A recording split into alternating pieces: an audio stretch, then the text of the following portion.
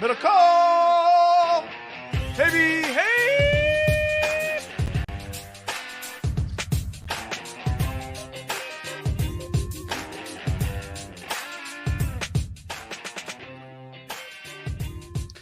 Hello and welcome to another edition of the Haberman and MIDDLEKAUFF podcast. I'm Guy, he's John, and we're happy to be here.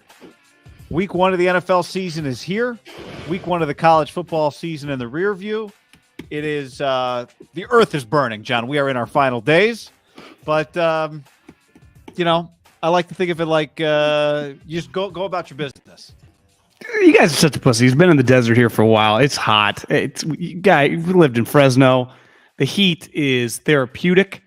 I love the heat. Absolutely. I don't like the humidity. Love the dry heat. Yeah. And I wish more people would stop complaining about it because that's someone that grew up in Davis, California, hot as shit every year. Lived in Fresno, hot. St. Louis, not that hot. Scottsdale, very hot. Fresno, extremely hot. Right? You lived there for how long? Extremely hot. 8 years? Long time. Yeah, it was very hot. Yeah, people deal with it. I got my sunglasses, and you know, I don't like your attitude, but I got my sunglasses, and these are good. No, I'm pro heat. I just want everyone to stop complaining about it and just enjoy it. Let people be hot. People, it's 110 degrees everywhere. But it's 110 degrees for a lot of people a lot of the time. I know. That's hot. I guess enjoy it more than some. Yeah, I think that's fair to say. Yeah, because I despise the cold. I mean, you lived in the city. I don't know how you did that for so long. That is so cold. See, that would be my counter. It's like 63 degrees. That's not cold. I know, but at night and stuff, just walking around. It's windy. Yeah, heat, a little sweat, you know, beads off your head. Yeah, that's good too. What's up, everybody? Welcome to the show. It's great to see you. It's great to see football. John, I would like to, these sunglasses are not a sponsor this week, so I'll take them off. I would like to say that I think one of the great advancements in the experience for the sports fan has been the elimination of the fourth NFL preseason week. Because what it has made is a week in which all the NFL talk is done by the beginning of last week. And it just, college football gets the whole thing. Like even NFL people are like, there's no, 53 man, all that shit's done by the time Thursday last week gets here.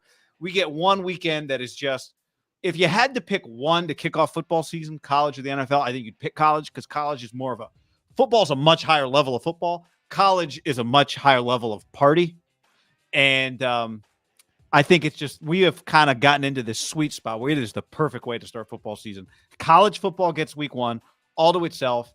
Who isn't a college football fan on some level? And then the NFL takes over as kind of, you know, the professional in the building this second week of September. It's perfect. I agree. Wait till we get to the 18 games, which feels like it's not that far away. And all of a sudden they get like a 3-week buildup and the Jason Poes of the world are getting cut and no one's even paying attention. You know, don't forget, guy, that's not that far away. Wait, were the Jason Poser getting cut? Well, he did get cut, correct? Yeah. I'm just saying, like, when those guys get cut, no one's played a game in a while. Like, part of the lead up to get that cuts is that, like, kind of games, right? They were once we get to the 2 weeks or the 2 games, I'll be fascinated to see where they put the Hall of Fame game because you probably wouldn't blow it out as early. Would they push? Would the 18 games be the second and third game? Will they be the first and second game? Will there be a gap? I don't know. Do they even care? Probably not. Probably can't split it up where you play half the teams and then the other half of the teams. Yeah, it'd be difficult. It'd be difficult. But that would probably be the way to do it. I would guess they probably have a little more landing room and go with the second and third preseason games. More practice lead up would be my guess. Yeah. So you just don't have that first week that we normally have. And maybe have. the first week then becomes the one-off Hall of Fame game on like a Thursday night or Sunday night, right? That's your celebration. Yeah. I mean, if you want to call it that. Yeah. Well, you're the one that always wants to talk about the game and the action. Yeah, I know. And you watched all the preseason games. Well, because you end up just there's nothing else on television, you know? Greg on the stream asks, what's your favorite Tito's drink to cool down? It's a great question, John. Tito's with a 7-Up. Somebody on the stream says, we are sponsored by Tito's Handmade Vodka. Hope you did what I did, what I know MIDDLEKAUFF did. I don't know what the Nashville Tito's vibe was, but I'm sure it was high. I had several John Daly's last week. for Thursday Night Football. We're sponsored by Tito's Handmade Vodka. Hope you had a great kickoff weekend with Tito's, and hope you have another great kickoff weekend coming up this weekend with Tito's. I will say last year, remember the Tito's with a little cranberry and some ginger ale or some ginger beer? That was a very refreshing drink. That would be an option. It really is. I mean, I sucked down Tito's and sodas in Nashville like they were going out of style. Tito's has a massive, now granted, they're the number one vodka in America for a reason. Nashville's probably the Strip on Broadway is one of its great drinking towns in the country. They are well plastered everywhere, guy. I'm talking on the bars, like the rubber stamps, the signage, just the amount of people consuming it, a lot of people ordering it. It travels. You know, we know it's big Texas West, also big Southeast. So I contributed to that. I was just looking at my Chase bank statement today. A lot of just like $30, $30, and just bar. And those are all Tito's. So I just want to sell Tito's beverage and the entire ecosystem that is the alcoholic beverage world. You're welcome. Yeah, number one team in the AP Top 25 in the coaches poll, and with a blowout win week 1, and we expect several more blowout wins week 2 and beyond. Scott on the stream asks, have you guys tried Tito's in a can? Have not tried the can yet, although our guy Devin says he got us cans. The cans are, I went to the Tito's website 2 weeks ago. They are selling like hotcakes. I don't know how hotcakes sell, but they're selling like crazy. Have you ever eaten a hotcake? I don't even know what it is. The second I came out, I realized I sounded 70. But is it a pancake? Is it what is a hotcake? I don't know. But the cans are selling like crazy. So I was mixing drinks. You were getting drinks mixed for you. Tito'sVodka.com for many more recipes. Distilled and bottled in Austin, Texas. 40% alcohol by volume. Namely 80 proof. Crafted to be savored responsibly. Well, last night I was scrolling through Instagram as the game was terrible. But terrible would be strong. It was entertaining on a low level. And I'm scrolling through Instagram and I look at Maria and I go, John Party just came out with a new CD. And she started laughing at me, and I realized, like, do people say that anymore? And you realize, yeah, does he just come out with new streaming services? He just comes out with new songs that you can find different places? Do you just not, like, CD is just, no one's saying that anymore. And I obviously haven't bought a CD in years, but that's just how I think about it. Like, oh, you know, you see Morgan Wallen's CD is still atop the charts. You know, how about Adele's new CD? We've got a new album dropping in October. You know what's funny about Nashville before we dive into some football is like if you go to John Elway's restaurant, never been there, but I'm just using this example. I've been to the one in the airport. Okay, Elway's, right? I would guess that if it's in Denver, there are Elway jerseys, right? This is the jersey Elway wore in the divisional round against the Jags. And then probably some of his buddies, like there'd be a Schlereth jersey, and then there'd be a Terrell Davis jersey, and maybe like a picture of Mike Shanahan with his coaching headset. In Nashville restaurants, right, like let's say Jason Aldean or Luke Bryan's restaurant, they just have the same thing, like a huge frame with the clothes they wore in the concert. So it's like you go to Florida Georgia Line's, like this is what they wore at the Country Music Awards in 2014. It's both their jeans and like their t-shirt and the other guy's button up. And it's just, that's the thing. And honestly, you just kind of get numb to it. You're like, that's pretty cool. That's pretty funny. You know, it'd be like, you know, if you called the Super Bowl and instead of doing like a picture of the Super Bowl, you just took that suit and you framed it. Yeah. Or at least like the tie. Yeah. You know? That'd probably be a Nance thing. Just go. It is Nance gives his tie to his favorite player of the NCAA tournament. Yeah. Tie, and maybe even to be funny, like throw your underwear in there, your boxers. Or you go commando and you don't have anything to put. Yeah, exactly. Like, oh, be risky if you got a little. It'd be risky, yeah. Sweat, dribble, or something. You know, camera angle. You never know. This is the Super Bowl in Miami. It was hot as hell. All right, John. Week 1 is here of the NFL season. Thursday night. We got to figure out what our lock of the week is going to be. We'll get to some DraftKings stuff later. You went 1-0 with your college pick again. Well, I won't get into that. Sorry, that's DraftKings stuff. NFL Week 1 is here. Thursday night football. Fantastic Thursday night game. Which we could do this for the lock. Rams, Bills on Thursday night. I think Niners-Bears is the number 2 Fox crew, the number 2 Fox game, because Joe Davis is calling that, and I'm pretty sure he's the number 2 crew, which gives you kind of an idea of what some of the other Fox games are, right? There's New Orleans, Atlanta, Philly, Detroit, Jacksonville, Washington, the Giants and the Titans, and the Packers and the Vikings. One thing, for example, on the Bills Rams, one philosophical belief we had of putting all our chips in the middle of the table on one bet was just try to stay away from like 2 playoff teams, right? Like we tried to pick a playoff team against a shitty team, which is going to burn you a time or two throughout the year, right? Remember, I think the Bengals lost to the Jets last year. Cardinals, you could never trust them. But like the Bills Rams would be like, that's a potential Super Bowl matchup, would probably be, because you go, well, the Rams are favored or underdogs at home. But philosophically, like, is it crazy if the Bills won by 10? No. No, I think the part that makes you kind of rethink that game is maybe you don't do the who is bad, is just that you at least know, you think you know what the Rams are, which is good, and maybe their value there, right? It's like, well, do you want to roll with the Titans at home? Why are the Titans only 5.5-point favorites at home against the Giants? Like, I wouldn't bet the Titans in that game. Do you want to take the Eagles plus, take the Lions +4 at home against the Eagles, or the Eagles -3.5 on the road in Detroit?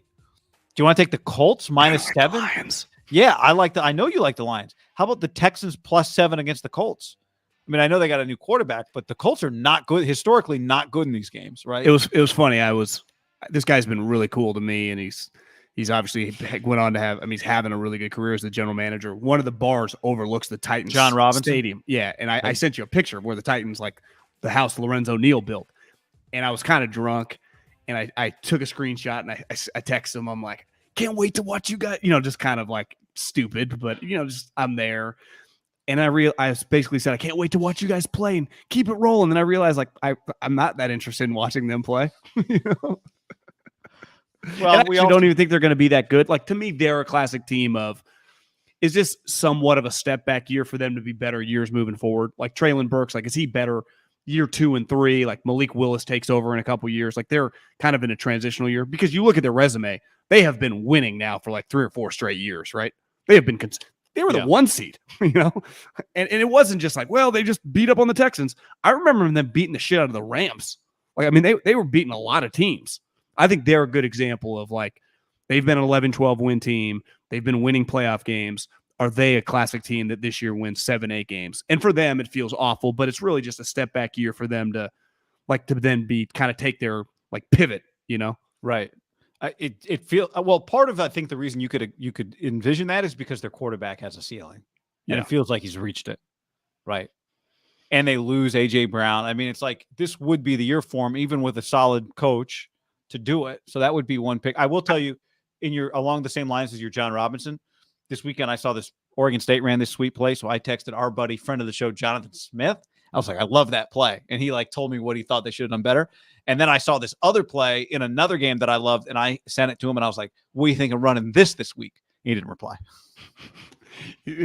So you doubled down. It's risky to do that. Trying to, I wanted him to run a play that I suggested to him and then feel like an offensive coordinator, but he got on with his day. Yeah, I actually think Oregon State's pretty good. They're really good. We can get to them because they're underdogs this week. But as relates to, sorry, did you have something else on the Titans before we jump to some? No, but I was just thinking about, like, Tannehill. Part of, like, what makes the Niners so fascinating is the quarterback. Just watching this guy play. Tannehill's in the group of, like, the 4 guys, and I'm sure we'll talk about Derek a little later, of, like, Tannehill is the worst version, Derek, Cousins, and Dak. I mean, they've got to be 3. I mean, Tannehill less than the other 3, but, like, Dak, Cousins, Derek just are polarizing topics, right? Because half the people are shitting on him, half the people are blowing him. Then there's kind of this middle group that's kind of unsure, that kind of waffles. Because, like, everyone agrees Aaron Rodgers is sweet, right? Or Josh Allen or Herbert or Burrow or Mahomes or even Lamar. Like, we all acknowledge, like, there's sweet talents. That crew of guys, and they're all kind of like, are those 3 teams going to make the playoffs?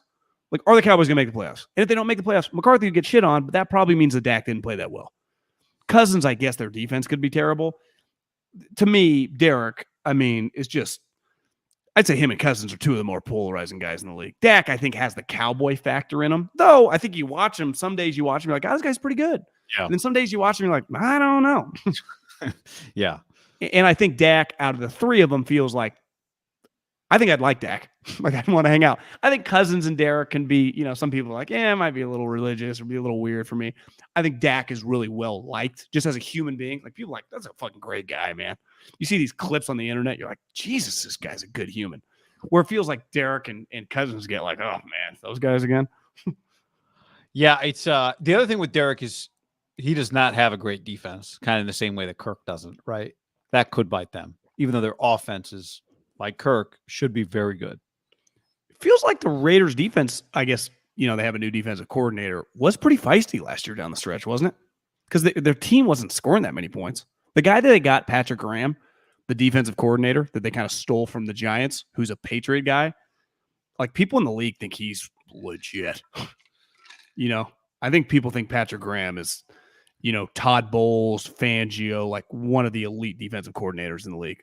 Now, part of, I'd say, more offense, you can manipulate it. It's hard to be like, yeah, we played with 7 undrafted free agents at linebacker and DBs, and we were top 5 defense. Like, that doesn't happen. Like, you kind of need some, it's a little bit about the Jimmies and the Joes. Their front, though, I mean, Crosby and Chandler Jones, but yeah, I mean, I don't know who's covering anybody. Packers, Vikings. I mean, that's another one, right? Given that Davante's gone, and the question is, here's this back-to-back MVP. Can he do it again? Those games are generally good. Packers a 1.5 point favorite on the road. Patriots, Dolphins can get weird. I mean, that's a sneaky, maybe not so sneaky, very interesting game. Patriots are 2.5 point underdogs in Miami. One day I was driving They've had around a bad preseason. And Aaron, who's a returning guest now for McAfee, which I think that's worked out pretty well. Good for business. He was asked, like, do you think you can go back to back to back? And even he told Pat, like, it's probably borderline impossible. Like, you look at the one time it kind of happened, he did split it with Barry. And we have been the 1 seed the last couple of years, right? That's also part of it. They have been the 1 seed, and he's dominated. So it's just, I'm going to pick them. Like, I think I pick them. I mean, I think they'll win the division. But let's say they didn't, and he has like statistically a little bit. It's just going to be very, very hard. People want to kind of vote for someone new. It feels like there's already a lot of momentum. Like, people would gladly vote for Burrow. I think Mahomes come back. Like, if Mahomes is a 50 touchdown guy, like, that motherfucker's back. I like Mahomes for MVP this year, John. I'm going to go out on a limb on that one. I do too. Because if they win the division and he's throwing 45 plus touchdowns, it's going to be hard to not think like he back. Well, I think I saw He never left. Everyone acts. He never left. Weird. He threw 43 touchdowns last year, I think. Well, it just felt like, when you are great, the bar raises. I was a little off. 37 and 13. So that's not a great. I bet he would. I just know watching them last year, they felt at times like they were sleepwalking. So I think people felt that. The Dolphins played the Patriots week 1 and week 17 and won both games, and Tua started both games, right? Tua was 59%, 200 yards, a touchdown, a pick week 1, 15 of 22, 68%, a touchdown, no picks week 2. They flew down. You see, they flew down there today. New England did. Yeah. You're spending all week Tuesday. Down in the heat. Yeah. Smart. Well, you're going to do that again. Their owner can be a little, from what I've heard, frugal. You're going to do that, and you start losing some of these games. But he wants to get down to Florida. Who? Oh, yeah. Well, he claimed it was his buddy that took him there. She owned the establishment. It wasn't with the worker. It was with the owner. I feel. And she was in her 40s. What else you like? What else jumps out to you? I mean, do you see Mitchell Trubisky is starting? Although disrespectful, Schefter called him Mitch on Twitter. Mitch Trubisky getting the start. Did you see that they put out there 2 deep and he was 3rd, and then Tomlin came out and said that we screwed it up. Kenny Pickett's actually our 2nd string quarterback. Wait, Mitchell was 3rd. No. Mitchell was the starter. Rudolph was 2nd. Pickett was 3rd. They posted. The Steelers come out and say we screwed up. Pickett is supposed to be our 2nd. I've never heard of anybody having to address that. Wow. Because it became a big team. It did become a big story. Like, he's not going to dress. Yeah. And they claim no, he's dressing, he's ready. That's a big deal. Raiders, I think 3.5 point underdogs this week against the Chargers. That's a fantastic game. I mean, is it not? We think it's the best game of the week, right? Outside of Thursday. It's the best game of Sunday. I actually think the other 2 games in the window have grown on me. I think Chiefs, Arizona's, I've been paying attention to that thing. And I do think Minnesota, Green Bay is pretty good opener in Minnesota. That place is just a fan. That place does feel a little collegiate, doesn't it? When they're rocking. Yeah, skull. And they're doing the horn. You see Tom and Giselle are living in separate homes? Did not see that. In the same area or in different places? That's what the New York Post. I didn't actually read the article. Separate homes where? Say. Like that's one person I don't have the information. Another state or same neighborhood? That's a good question. Co-parenting. Don't have that. Where the kids sleep? I mean, who knows? It's just getting weird. Yeah. Ravens Jets. That'll be Flacco against the Ravens revenge game. Well, I saw that they said that he might play. Zach Wilson? You don't think he's going to play? Was he practicing? Well, I mean, they haven't really had practice yet. Well, you tell me that if he's practicing, then he'll play. Well, Robert Saleh said he could play. I think they'll announce it tomorrow. But you agree if he's not practicing, then he's not playing. They're not going to throw him out. He's not fucking Rodgers. We'll find out. Yeah. Seahawks Broncos. I mean, Bucks Cowboys. You mentioned Tom, but Dallas plus 2.5. By the way, I love watching the Bucks. I prefer them on the road. I don't like really watching them at home. I think their home environment kind of stinks. So I love what Bucks are a big game team. Was it New Orleans? Were they on the road last year, week 1 for New Orleans? Was that a week 1 game or no? Am I misremembering that? Probably they wouldn't have played. They were the defending champs, so they wouldn't have played week 1 on the road. Yeah, I don't. They must have played Thursday, and maybe week 2 they played at New Orleans. Yeah, I remember Green Bay last year, week 1 got destroyed by 75 points. Maybe to New Orleans, but maybe not. Feels like a lifetime ago. The Packers lost by a lot. I feel like the Packers lost to Tampa, but Tampa would have. That was later because didn't Aaron throw 4? Was Aaron throw 4 picks in that game? I thought that was week 1, but I don't remember who they. Maybe it was. Maybe that would make sense. Carolina or Atlanta or something. Bucks hosted the Cowboys Thursday night opener. Ben says on the stream. I don't remember that game at all. I remember the hype for that game. I can't picture that game though. I can't picture one play. So they're playing again. Against the Packers lost the Saints. In Tampa. Yeah, makes sense. I mean, well, who do you want to play in the biggest game? Brady Cowboys. I mean, that's just who do you want to play? Michael Jordan Knicks. I mean, this isn't a complicated formula, right? I mean, no. Who do you want to fight? Floyd Mayweather versus Mike Tyson. I mean, you're just trying to draw. Yeah, you give it to MJ, have him go 1-on-1. Yeah. Can Tiger just play himself? This is pretty they will do this till Tom quits or Giselle leaves him and he's forced to quit. Tom is getting the Cowboys week 1 every fucking game. Well, if Giselle leaves, he can't quit. If Giselle leaves, he's got to stay longer. Well, it could just ruin his psyche, That's true. Unless he can't stand her, which would have to be on the table. Broncos Seahawks. Did I say that already? Monday Night Football Seahawks plus 6.5. Yeah. What's your take on Russell Wilson buying a 20,000 square foot house with four bedrooms? The most nonsensical purchase I've ever heard of. I don't even understand who designed because he didn't. It was the home was already. It was already there. Yeah. And was how many bathrooms? 12 bathrooms. 12 bathrooms, 4 bedrooms.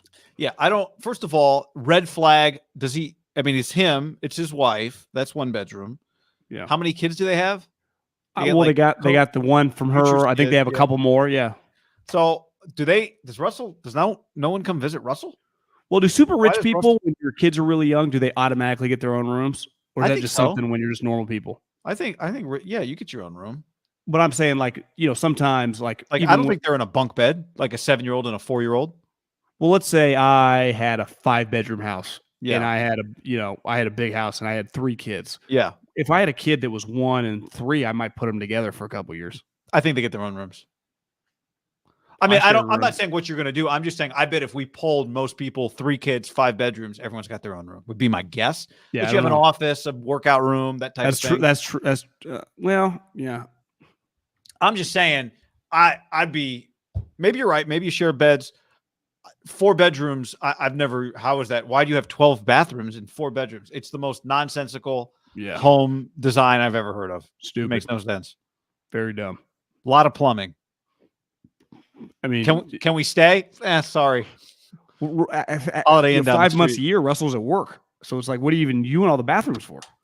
One of the kid might not even be potty trained. Own bathrooms. That's the real question. Do you get your own bathroom? That is great if you're Russell. You don't want to. You can go everywhere. Where are you? Wasn't me. I told you 2 flushes after a big poop. Wasn't me. Browns Panthers, okay. Jags Commanders. No one, John, here's a game no one's talking about. Jags Commanders. Other games out there. That's about it. I did wonder, do you think Falcons plus 3.5 value? I think the Falcons are going to be so It's terrible. now plus 5.5. Dennis Allen, head coach. Jameis. That would be a stay away from me. I mean, Saints are very good defense in theory. And then we've just named all the games. I'm with you. Chiefs cards. Chiefs right now -6. That's an incredible game. That's one of those games where on the road. Cliff and Kyler win that game, and I think they could destroy them. The only reason that I am not going to push that for the lock of the week is just because, like, I do respect the Cards' talent. Yeah. And the little guy, running around. He's pretty dynamic September. Who do the Chiefs play week 2? Oh, Chargers. Thursday Night Football. Chargers. Yeah. At home. It's a pretty big week stretch, 2-week stretch for like the Chiefs, Chargers, Raiders. I think the Raiders play the Cards week 2. The Cards too. Like Cards could start 0-2. Some of these, there's going to be a team potentially of that little group that starts 0-2 and actually isn't bad. Kansas City goes to Tampa week 4 on Sunday Night Football. Tampa's schedule is pretty intense. Our week 4 schedule is Miami, Cincinnati, Thursday Night Football. To me, that's kind of a cool game. Very unique game. Miami at Cincinnati on a Thursday night. Don't hate it. KC, Tampa on Sunday. Rams, Niners on Monday. We're way ahead. We're already in week 4. That's how football works. Like, hey, Georgia, Alabama, 7 weeks. You always talk about the sweet stuff and you don't live in the moment. Be present. You got to break the season up into quarters, John. 4 quarters. Be present. 4 quarters. All right. One of the pieces of news that happened over Labor Day was this. Albert Breer buried deep in the MMQB because it only got one sentence about Trey Lance and Jimmy Garoppolo. Quote, and while I'd heard the news was, as you'd expect, a little complicated for Lance at first, he's a smart, mature kid who I believe can handle it. I pulled the wrong quote. God damn it. Hold on. Let me get it right. This is not the right quote about Trey. I was multitasking, John. Stand by. How's that not the right quote? Well, you'll see in a second. We're going to take 2 on this.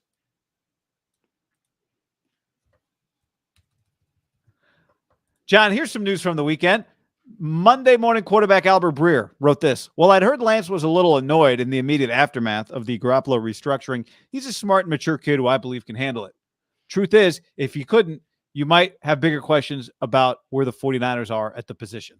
There you go. So, quote unquote, a little annoyed. A little more explosive. A little more explosive. A little more, yeah, that's more direct. I think it is completely understandable that if someone makes the team, right, Mitch Trubisky can't be a little annoyed if they had named Kenny Pickett the starter, right? Every day in practice, they were around each other in the meeting rooms. Garoppolo threw to 2 people that look like you and me and then ate lunch and went home. Trey showed up, worked out, practiced, meeting rooms, greasy, Kyle, and Jimmy Garoppolo was nowhere to be found. So I think when this got broached to him, which clearly happened a day or 2 before the news broke, that they realized it might be a possibility, I completely understand in Trey's shoes the notion of like, what? I thought we were going to cut him. I thought he was not going to be here anymore. I completely understand that. I actually think it's a very normal reaction given the circumstances, right? Like he was not in the meeting rooms or at practice. I think it would have been like if he was at practice and that we'd be like, ooh, might be a little something there. But they hadn't even been hanging out or around each other, right?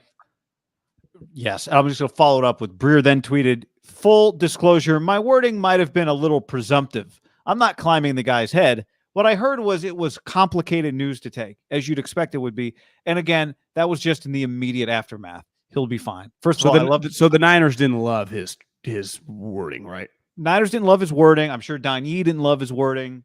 But first of all, I love the idea of this being immediate aftermath. But what I'd heard was it was complicated news to take. There's no other way to interpret that than as he wrote it the first time, which to your point is fine. No one ever says, John, how did you react to the news? You go, well, it's complicated. And I'm like, well, John's thrilled about it. No, that's not. So whatever words you want to use, maybe he made up his word because somebody said, oh, it was a little complicated. And then he said, well, I'll interpret that as a little annoyed. Whatever it was, of course, whatever it was, of He's course. a human being. Yes. I was thinking this morning, I was getting a little sweating out the Tito's. That's still a lot in there. And one narrative that's going to come up is like, this Jimmy Trey is just a created outside noise. Like, let's not get this twisted. The Niners created this situation. The fans, us, everyone that talks about it, that is not inside the building on the team, it is completely fair to constantly talk about it, I think. Unless Trey is just killing it and be like, well, okay, he's clearly the backup. But when any interception, anytime a game gets weird, anytime he loses, they created this situation. I understand from a value standpoint, made complete sense. But as the season goes on, when guys are calling their games, the Tiricos and the Collinsworths and the Joe Bucks, and it's going to come up that, like, you know, the Niners are big on this is just the fans talking about it. Well, yeah, because you guys signed up for this situation. It would not be talkable if it was just like Purdy and Sudfeld. It would not, no one would take it seriously. I'm not saying it wouldn't get talked about because fans are humans and fucking people get pissed off when you throw a couple picks and you lose a game. I know I do just as much as the next guy.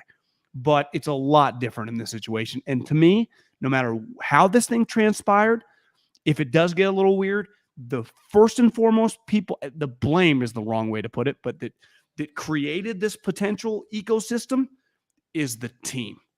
Starting with Kyle and John doing it. I don't blame Jimmy. Like I've said over and over, he was not getting $6.5 million from anywhere else. So I put in a vacuum this decision from just a black and white standpoint this was the most money he could get, or at least guarantee he could get. Like maybe with incentive somewhere else. If at least at a place where he knew if he had to play, he could succeed. Right, going to Seattle for a little more money, I wouldn't have. But I don't think he could have got more money there. I could have seen them being like, "Hey, we'll give you like $3 or $4 million and $500,000 bonus for every start." And what if he only started 5 or 6 games? You just never know. Like guys take less money to start places. I would also have advised him not to do that, not to go to Seattle. Right. So whatever the circumstance is, to your point, if it is indeed the most money, it's also probably one of the better situations. But he didn't come back for $2 million. Like 6.5 is still. I would imagine he's one of the higher paid backups in the league, right? Well, I think the highest, if you don't count Sam Darnold. Yeah, I don't think you can. Right? It's not a true. Yeah. Okay. Yeah. Sam, because they got 2 guys making $19 million. Yeah. Most guys make. I mean, Mariota's in the world and Mitch's all make like 2.5. Colt McCoy, here's what the Niners want us to, a few things the Niners want out there, right? And we'll find out if they believe it or not. They want us to believe that they think Trey's good enough for this not to be an issue. They want to believe that Trey's mentally strong enough for it to not create worse play, because that's a fair question. If Trey doesn't play well, did you create this by having Jimmy around? Did you create some instability in Trey's mind? Did you undermine his leadership, right? All that. And they want us to believe that they believe in him a lot. Like a few bad games is not going to mean Jimmy Garoppolo time. That the only reason Jimmy Garoppolo is back is because he's just such great value. They couldn't pass it up. Right. That's the way they presented it. And maybe it's true. Maybe it's true that they believe in Trey fully. They're not looking for any reasons to replace him with Jimmy, that a few bad games from Trey won't mean Jimmy Garoppolo becomes the quarterback. If at the end of the year, Trey's had some ups, some downs, and throughout the downs, they never wavered. They stuck with Trey the whole time. As everyone else is wondering, I don't know, you guys, you're close to missing the playoffs. You're trying up against the wild card race. You should probably go to Jimmy. If they do what they did last year in reverse, which is when everyone's calling for the other guy, sticking with the starter, and it works, then they'll be able to say, see, we told you it was always about Trey. But we have to get there first. And a million other things can happen that are not part of the plan. Their plan is to stick with Trey. But things happen that blow up your plan all the time. Injuries. No one would blame them. Injuries would be a great reason for them to say, see, this is why we did this. If Trey got hurt, now we can play Jimmy, and it's not like going to Purdy or Sudfeld, whatever. Time will tell, but time will have to tell how real they are about all of this. For now, all the talk on the outside, which you can say as much as you want, that we put on blinders, we don't listen to anything outside of the room, blah, blah, blah. We know that's not true, because the second a team is an underdog, they say nobody believed in us. So they know what's being said. And this is an easy one to kind of imagine what's being said. And I think the real question is what happens in that locker room and in those coaching meetings if Trey struggles? What do they do then? And that's the thing that we can all and should, because they, to bring it full circle back to your point, they created the ability to ask the question, which any responsible coach would be doing their job at every position. Every coach loves to say every position is always under evaluation. Are we doing the right thing, sticking with player A over player B if player A is struggling? I think it's a different scenario. I'm not saying this apples to apples at all, but they weren't coming off a successful year. But when you do put yourself in a situation, and this guy turns out he's been on multiple teams, Carson Wentz, and people are starting to question, like, is he a weirdo? And when they drafted Jalen Hurts in the second round, it immediately got weird. Again, not apples to apples. I just think when you put yourself in that situation and the guy struggles, and you could argue Carson had more equity. You could argue in a weird way he had like less equity in Trey Lance, because Trey Lance's equity is just like this hope and all the picks. Carson had some high highs, but he also had some low lows. That you just put it out there, and it's a tangible thing to speak about, right? It would have been like if when people talked about where was Jimmy going to go if he got cut, and people like, don't discount Miami, because like New York was also a team. Well, everyone thinks Daniel Jones sucks. So it's like if they wanted to bench Daniel Jones 3 weeks in, no one would have cared. The Tua thing would have been a lot different. It's like a couple weeks in, like just go to Jimmy. Well, they had drafted Tua 5th overall, and he's a year younger than Daniel Jones in terms of his time in the league. And it's like, do you even know yet? And you just kind of put this clock on. And I'm not saying those situations parallel this because these guys know each other. If you watch some, I didn't watch the entire press conference, but Jimmy's clips, go back to Trey Lance when he was drafted. Remember the Colts, the picture of the Colts draft board, and two guys had like the special blue, and I think it was Trey Lance and Davante Smith were the two guys. And they're just known as like, I mean, Davante Smith was known as the alpha on the Alabama team.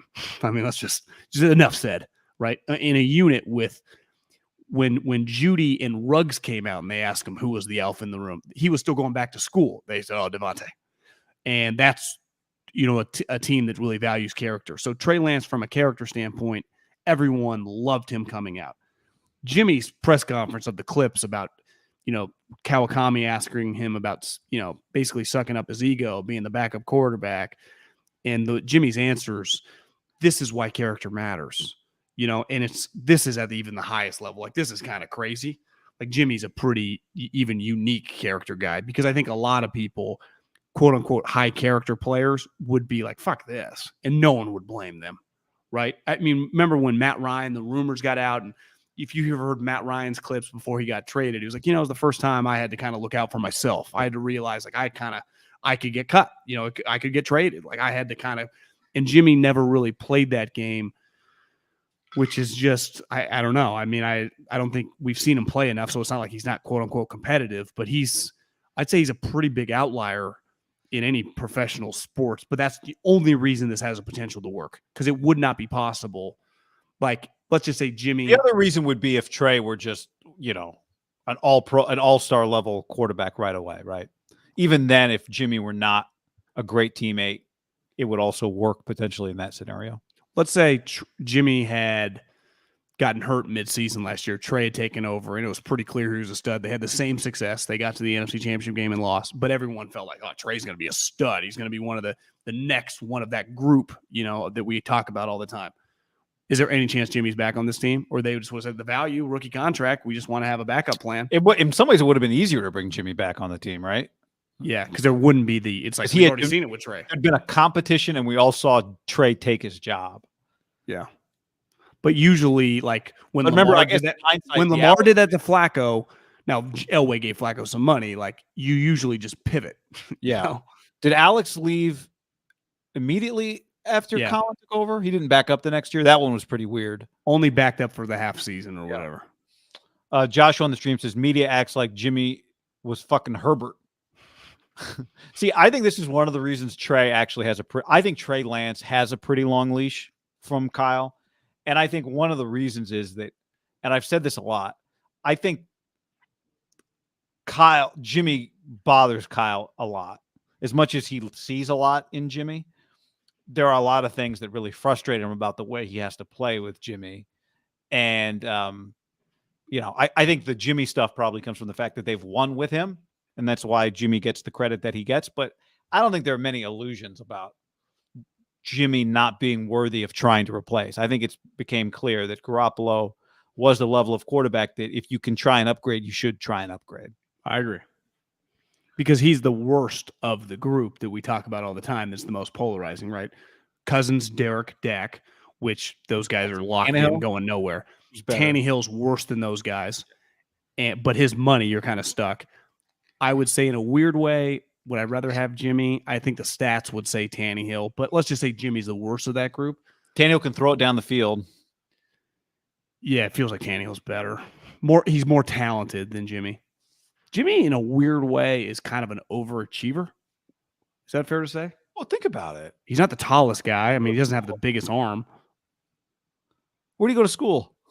Yeah, one of the 7 Illinois that I always screw up because all three guys went there. Is that incorrect? I think it's Southern. It's wherever Peyton and Romo went. So, I mean, not Manning, Sean. That context, not Arch. Not Arch. When you think of him in that context, and then how many championships he's won or how many Super Bowls he's been to, yeah, in those ways, he is an overachiever. You know? And just when you look at the physicality of the position, like who are the great quarterbacks, who's people want to draft? It's guys that are taller, more athletic, stronger, faster, all that stuff.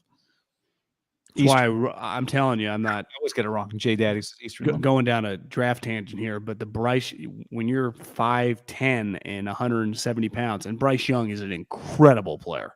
He is tiny. Like the knock on him is going to just be size. Like size does. It just matters a little bit. Like what's going to be the thing on Florida, the Florida kid? Well, Anthony Richardson, 6'4", 230. I mean, what's not to like? Are we not sure that guy ends up the number 1 overall pick? Or at least drafted ahead of one of the other guys that, gets more attention coming in the year? I just hate doing that game sometimes. I remember watching Josh Rosen play like 2 games like this number 1 pick. Well, you know how many touchdowns he did end up going 10. Do you know how many touchdowns Anthony Richardson threw in the win over Utah? 1. None. He didn't ran for 3. Oh, I thought he ran one too. That was a 2-pointer, huh? Yeah. That was pretty. I mean, was that the play of the weekend? I think the pump fake pirouette, deke a second guy out. I mean, that's up there. Yeah. Given the level of game they were in. Yeah. I'm trying to think like what were the other great games. I mean, whoever blocked the extra point, that might have been the play of the weekend on Sunday night. Would you trade Trey Lance for Anthony Richardson right now? No, I don't think I would. No, I wouldn't either. Anthony Richardson was plus 4,000 for Heisman before that game. You know, Stetson Bennett was 100-1, has moved up to about 20-1. Looked pretty good. It's pretty criminal. Like he gets no respect. I mean, you understand, but he's got a little Brock Purdy to him, right? Even small. He's tiny. He's skinny. He's tiny. Brock is kind of thick. Yeah. Brock was a scholarship guy. This guy's a walk-on. He had to go to junior college, then came back. Bennett's not still paying for college right now, is he? He's got to be. I don't think so. No. That'd be pretty criminal. Like, listen, sit him down like Stetson. I know you're a winner. We could get one more 5-star guy if you don't take a scholarship. It's like trying to get James Harden to take a pay cut. Like, hey, man, we just in college though. I guess in cap sports it's the same, but in college, like you got a number of scholarships. Like, hey, Stetson, if we could use your scholarship, I mean, we'll find a way to pay for your school. Like, we'll get you the NIL deal for the 4 units you're taking this year, whatever the hell he's taking. Right? He's taking 1 class probably. Oh yeah, I'm sure he's on the liner plan, huh? He's got to be. John, before we go any further, let's tell the people about Draftkings. Promo code HAM. The first Sunday of the NFL season is here, and Draftkings Sportsbook, an official sports betting partner of the NFL, is giving new customers a can't-miss offer to celebrate. Right now, sign up with the code HAM, and new customers can bet just $5 and get $200 in free bets instantly. That's Draftkings code HAM. Guy, and as an added bonus, can't even speak. For week 1, everyone can experience the thrill of DraftKings early win promotion. It's simple. Bet on an NFL team to win. If your team leads by 10 at any point in the game, they do not have to win, they do not have to cover. You get paid instantly, even if the team loses. I don't know what to say. That's an incredible deal. Download the DraftKings Sportsbook app now. Use the promo code HAM to get $200 in free bets instantly when you place a $5 bet this Sunday. That's code HAM, only at DraftKings Sportsbook, an official sports betting partner of the National Football League. Minimum age and eligibility restrictions apply. See show notes for details. I mean, if history is any guide, the Seahawks are guaranteed to trail by 10 at some point to the Broncos and then somehow make it a game. Geno Smith or somebody does something and, Russell's got to pull it out. I think it's the opposite. I envision Seattle being up like 13-0 and being like, oh my God. And then Russell pulling it out of his ass. Does he get a huge ovation? Yeah, I think so. I mean, he's the greatest player in the history of the franchise. Yeah. He deserves one. Yes. Pregame hug with Pete? Would that be a pretty big deal if he shoves Pete or something? You already said the stuff that was important. All right, DraftKings, we'll have our lock of the week coming up a little later. Before we get to another Niners topic, so you had Arkansas, was it -6? 6.5. 6.5. And they covered. Yeah, they did. No. Did you have Arkansas or did you have Oklahoma State? I took Arkansas. On this thing, you took Western. You did the McElwain pick. That's the one. I did McElwain. I got freaked out about Arkansas, but then when the game happened, after when did McElwain? Oh yeah, I bet on them and they had covered, so I had some money. So then I put it on Cincinnati, or I put it on Arkansas. But we got to talk about the Western Michigan line. So Western Michigan what was that game? Oklahoma State, like 17, 18.5, 19.5, 21. I thought it was tripled. I thought it was 21. I thought it was 3 touchdowns. And it was over. They were killing them, right? It was. I mean, what did that game get to? Was it like I didn't really watch much of it. I didn't watch any of it. I was just following along. And Western Michigan with a miracle comeback. Well, the final score was like 54-44 or something, wasn't it? It was incredible. 58-44. I mean, Jim McElwain can score points. I had Utah -2.5. You know what? I don't regret it. They got beat by Florida. But I don't regret the pick. I thought Florida could beat them. I was betting on Utah and almost did it at the end, John. Almost did it at the end, and I would have felt good. But I think it was very clearly they were not going to run away with that game, which no one thought. I mean, the line didn't indicate that anyone thought that. But I thought if you could redo it, Utah somewhere 7-10 felt right after last year. I do wonder if Florida was a little undervalued at the. I think they were. Utah just doesn't play in that environment. Let's be real, right? But the environment isn't what beat them. It was the quarterback beat them. But I'm just saying, like that difficulty of playing in that environment in the heat, and then you factor in the team being good. Like if Florida's down, Utah beats them by 15 points. Florida has a real coach. Like that guy's good. Absolutely, Billy Napier can't coach. That guy's good. But it's part of why it was only 2.5. Like we'll see where Florida ends up this year. Well, I do think the swing on the quarterback, people thought he was pretty good, but how good? People. I mean, he might win the Heisman. Kyle Whittingham said he's like Cam Newton last week, so he wasn't surprised. No, I know, but coaches are a little different than people, right? Yeah, I think going into the season, if you and I lived in SEC country and we said this guy could have a Cam Newton season, a lot of people would be like, let's pump the brakes. I mean, right? And now it's like, could this guy be the next Cam Newton? Which is probably even still a little disrespectful to Cam, right? Who had he had one of the greatest college football. Well, my guy T-Bob, who I just stumbled upon, who was breaking it down, and he said if you look back at Cam's Heisman Trophy winning season, it got a lot crazier as the year went. I don't think he just hit the ground like 10 touchdowns in the first couple weeks. He had some memorable moments as the season went, and obviously they kept winning. And part of it, you got to win. Former Florida quarterback Cam Newton. Former Florida quarterback Cam Newton. Well, part of that deal, too, is like when you look at Florida quarterbacks, historically, they've had great teams. They've never had, most of their quarterbacks actually aren't quote-unquote great NFL prospects, right? Tebow, Leach, Wolf, Danny Werfel, Rex Grossman. This is the first guy that goes this guy would have been at Georgia, Bama, Jesse or Palmer. State. Good looking. How was the old ball coach as an NFL player? Because he was a Heisman winner at Florida. A little before time, but I'm sure pretty good. As a pro? I don't think he was a great pro. Yeah, as a career, yeah. They play Kentucky this week, so that's a big game for Florida at home. Well, Utah's quarterback, right? He's a legitimate NFL prospect to me. Now, yeah. I mean, he's a 4-star, went to Oklahoma. I mean, committed to Oklahoma, went to Texas. Yeah, did we just watch a guy that could go pick 50 and be I mean, that's a really good pick, right? You go in the second round. to a guy that's going to go 2 overall, and that was ultimately kind of the difference in the game. Would you say the difference in the game with the 2 quarterbacks? I mean, I think that's a fair point because Anthony Richardson was so good, but Cam Rising was really good. I mean, he had 125 left in the game. He drove him down the field, threw a pick in the end zone, had an incredible run. I thought he was really good in the game too. I mean, to me, Utah went 0 for 2 in from the 5-yard line in. That was a big difference in the game. They had a second down, the running back trips and falls when he's probably going to score. A third down, Rising reaches. I think he got in, but they wouldn't have won a review.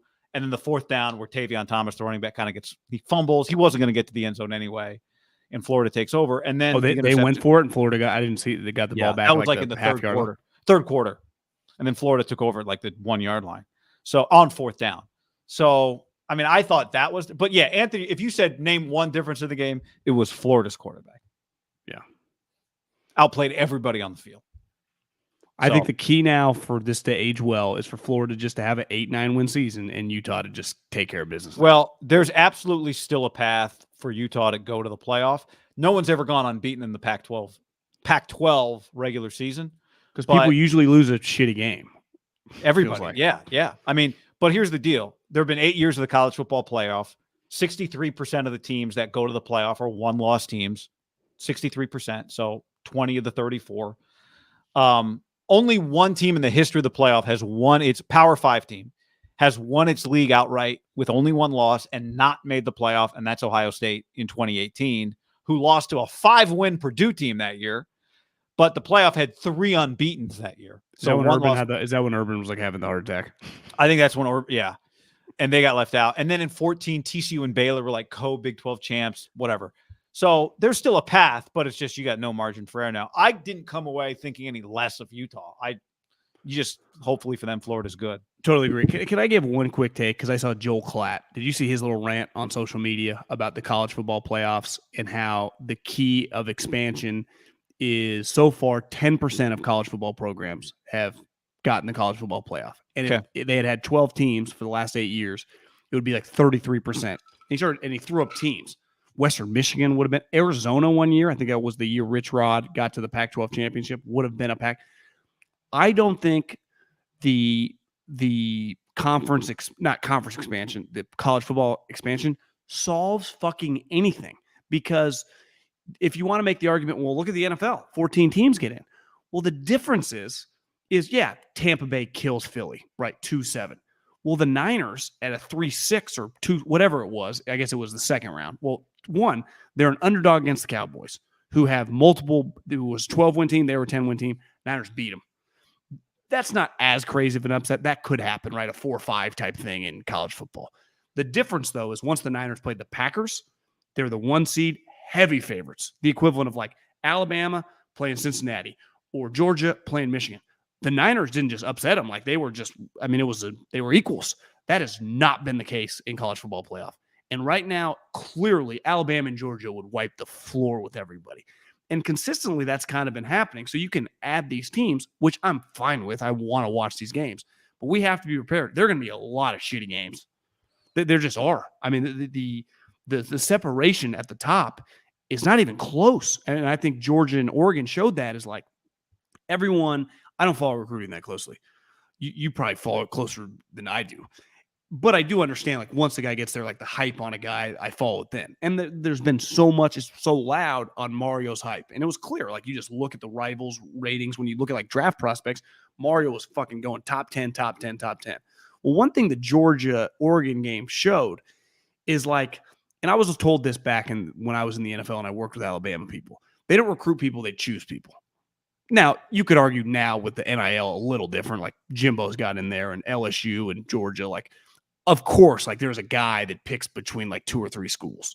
But for the most part, who Alabama and Georgia, and I'd even throw kind of Ohio State in there, who they want, they get. Who they really, really want. Now, again, there are a couple guys that the difference between the top 3-4 recruiting classes now, I think in 7, 8, 9 is a pretty, because Harbaugh recruits really well. And we've seen him a couple times get in these games where it's I thought you have sweet players and they have sweet players, and the gap looks so wide. And I don't think that's going to change, because it's not I can get Cam Rising, you can get Anthony Richardson. And we just said, Anthony Richardson's a little bit better, but the gap, I mean, it's fine. You can win with those level quarterbacks either side. But it's just like the talent at the lines. Like that to me, I watched a lot of SEC football in Nashville. They are way more physical, and they're just way faster. And then Phil Savage always told me that about Clemson. And when Jimbo was at Florida State, they recruit an SEC player and they play an ACC schedule. Well, you watch Clemson last night on defense, what did it look like? They have NFL guys everywhere. And Utah is like, it's why I respect them. Like they're easily the best program out west. Now Lincoln will probably have them rolling in a couple years, but like right now, Utah is on a completely different level even than Oregon. And to me, that has probably a lot to do with like developmental stuff. But like if you would have put Utah on the same field as even like as Georgia at Oregon, I think it would have been closer. They just better coached, more experience, but it still would have been a pretty wide gap, right? If you would put Utah on the field with Oregon? With Georgia. Oh, with Georgia, yeah. So maybe the final score is 38-12. Not all 5 stars are created equal. Not all 4 stars are created And that's equal. a bad example because Utah's not recruiting that kid. But like I think USC is going to be a good example once Lincoln really gets it humming in a couple of years. Is he the 5th best recruiting class every year? And like when he plays Georgia or Alabama, again, Alabama could fall off because he might leave. Let's say Brian Kelly or Jimbo turns their program into that. Is there still a gap because that top 25 kid is so much better than the 80th kid? But even getting the 80th kid is a big deal for recruiting. You know what I'm saying? Yeah, the 20th kid's a lot better than the 80th kid. That's why Kayvon was such a big deal when Oregon got him, because he was a guy that Alabama or Georgia would have taken. But I think where I disagree is that simply by opening the playoff up to 12 teams, you create more teams, more programs that can say in recruiting we have a chance. I think there's the chance that it creates a little more. NIL is already going to distribute talent a little bit further around because now I can just pay a guy who would otherwise go to Alabama more money to come to A&M or whatever. And I think when you have more teams for the category of players that really care about trying to win a national championship, there was only a handful of programs every year that could tell them, if you come here, you have a chance. I think the playoff kind of did that, where it made it so that like Alabama, Georgia, Clemson, definitely, Ohio State, like players knew there's only a couple of programs that can walk into my living room and truly tell me that I can go to the playoffs every year. But isn't that the beef with NIL? Is that players don't care about that as much if you can offer me way more money? It's why Texas A&M, who wins that's part of it. But to me, that's one example of something that distributes the talent away from Alabama and Georgia a little bit. And then I think the playoff is another thing that distributes the talent a little bit away from those programs potentially, because that's one more argument I could make is before Alabama could just pay more, Georgia could just pay more. And this was the only place you were coming to win a championship. Now you can go to maybe you don't win it. You can go to the playoff from a lot of places, especially if you have a chance for conference champions to go. And NIL is also like wherever Dion is, right? I don't know if you saw his kid was like 22 or 26, 5 touchdowns this weekend in a win over God only knows who. Started 17-17. Started 17-17, almost broke David Carr's Texans record. Or did Derek Carr break David Carr's record? Most completions to start a game? Didn't Aaron Rodgers hold that record? Maybe Aaron held the record. I don't know. I thought David had anyway, maybe David almost got Aaron's, whatever it was. So at Fresno State or at Houston? No, Texans. Oh, gotcha. Yeah. So I do think in that way it's good for the sport. And then I think as bad as Oregon and Georgia was, like just for a second, that game would not, I don't know what the rating was in the second half. It wasn't good.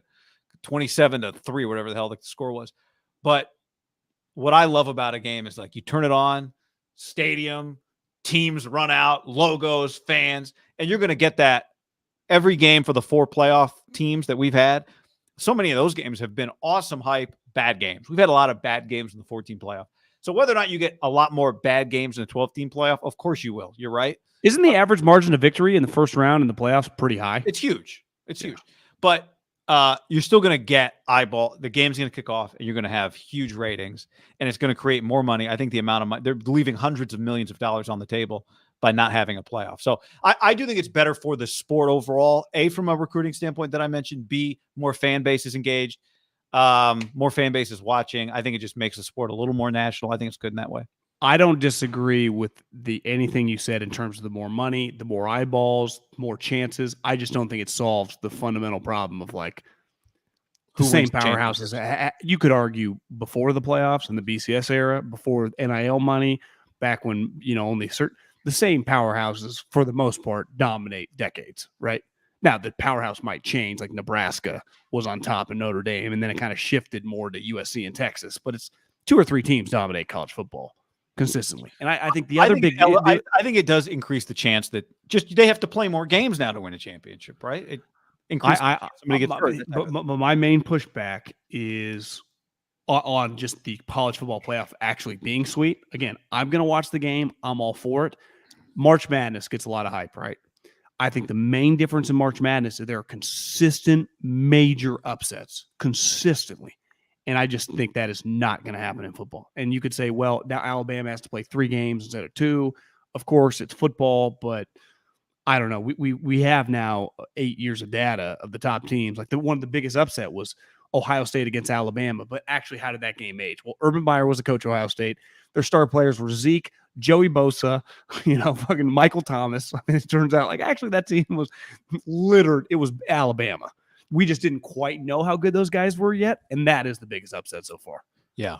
And I think that game aged actually wasn't that crazy of an upset, right? Like, well, just think about how many times has Alabama been upset, period, in the regular season. Forget about in the playoffs. Yeah, it doesn't How many matter. times does Georgia get upset, period? Right. But that's my thing with the NFL, which I think makes their playoffs so awesome, is like, definitely once you get to the second round, anyone can win.